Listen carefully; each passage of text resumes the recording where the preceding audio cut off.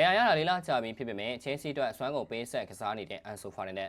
ပြည်သူ့မြန်မာမင်္ဂလာများဟန်မြန်မာစပွိုင်းရဲ့ Facebook page နဲ့ YouTube channel ကနေပြန်လည်ကြိုလိုက်ပါတယ်။ဘိုးအသင်းကို3စီးနဲ့နိုင်ရရှိခဲ့တဲ့ပွဲပြီးမှာအကောင်းဆုံးကစားမဆုကိုဒုတိယအသင်းကောင်းဆောင်အန်ဆိုဖာနဲ့ကရရှိသွားခဲ့ပါတယ်။ဒီဆုနဲ့ပတ်သက်လို့ဘယ်သူရတင်နေဆိုပြီးတော့လဲ Chelsea ပြည်သက်တွေကြားထဲမှာသဘောထားကွဲလွဲမှုလေးတွေတော့ရှိနေပါတယ်။တချို့ကတော့ဂါနာချိုရရှိတဲ့တယ်လို့ပြောကြပါတယ်။ဂါနာချိုကလည်းဒီပွဲမှာအကောင်းဆုံးသောစွမ်းဆောင်တွေကိုထုတ်ပြသွားခဲ့ပြီး Chelsea အတွက်အနိုင်ဂိုး2ဂိုးကိုဖန်တီးမှုပြုလုပ်ပေးသွားခဲ့ပါတယ်။ခုနဲ့ပွဲမှာအန်ဆိုကသူ့ရဲ့ထုံးစံတိုင်းတီးကြတဲ့ဘောလုံးပေးပို့မှုတွေကိုပြုလုပ်ပေးခဲ့ပြီး Chelsea တိုင်းစစ်အတွက်အသက်သွေးကြောဖြစ်ခဲ့ပါတယ်။အန်ဆိုကဒီပွဲမှာဒုတန်ရရှိနေတာတော့ဝင်ရောက်ကစားပေးသွားခဲ့တာပါ။အန်ဆိုရဲ့ဒုပဒနာကအသင့်မဟုတ်ပါဘူး။ဒါကိုသူခံစားနေရတာ၄လလောက်ရှိပြီလို့သူကိုယ်တိုင်ဖွင့်ရဝန်ခံခဲ့ပါတယ်။ဒဏ်ရာရဲ့တက်ရောက်မှုအနေနဲ့လှုပ်ရှားမှုကန့်သက်ခံရတာကန်သွင်းနိုင်စွမ်းကြာဆင်တာနာကျင်ဝေဒနာကိုအတော်လေးခံစားရတာနေနဲ့ကြုံတွေ့ခံစားရပါတယ်။ဒါကြောင့်သူကစားနေတဲ့ပွဲတိုင်းဟာသူ့အတွက်စိန်ခေါ်မှုတစ်ရပ်ဖြစ်နေတယ်ဆိုတာနားလည်ရမှာပါ။အန်ဆိုမှာကစားမတယောက်အတွက်အရေးကြီးဆုံးအရာဖြစ်တဲ့စိတ်ဓာတ်အပြည့်အဝရှိပါတယ်။အသင်းအတွက်သူ့တာဝန်ကိုအပြည့်အဝလုပ်တယ်။ဒဏ်ရာရှိပေမဲ့ဆက်ကစားတယ်။အသင်းမော်တွေကိုအားပေးအားမြောက်ပြုတယ်။ဒီလိုမျိုးစိတ်ဓာတ်မျိုးဟာမွေးချင်းနဲ့ဝယ်လို့မရပါဘူး။သူ့မှာမွေးရပါလာတဲ့အရေးသွေးတစ်ခုဖြစ်ပြီးတော့ချဲစီကိုသူအမှန်တကယ်ချစ်မြတ်လို့အခုလိုစိတ်ဓာတ်မျိုးထားရှိပေးနိုင်တာလို့ဆိုနိုင်ကြောင်းပါ။